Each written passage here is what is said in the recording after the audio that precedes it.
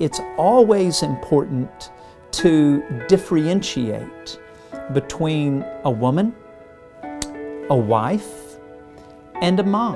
There isn't, in my opinion, biblical womanhood and biblical manhood. There's biblical personhood. I would say what it means to be a Christian woman in some ways is not all that different from being a Christian man. We're people. We're God's creation, and we all have the same call at the end of the day. If I think about the way that Jesus responded to the people he came into contact with, that's how I want to live my life.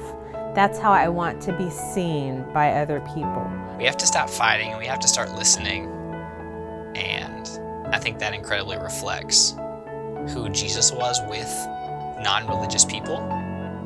And Jesus was willing to be honest with people, but he was willing to give them space and respect their person and meet them on their own terms. God did not create man and woman to be unequal. He created them to be equal, and they were created in his image. And in his image, we are to equally carry on the task and the roles that we have been assigned and the gifts that we have been given.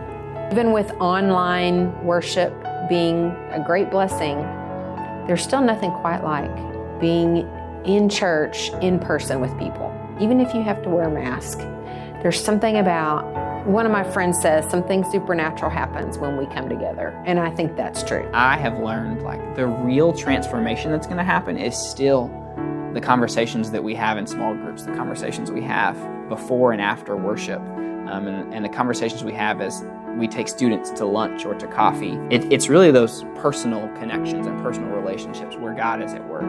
I think we are called to follow Christ.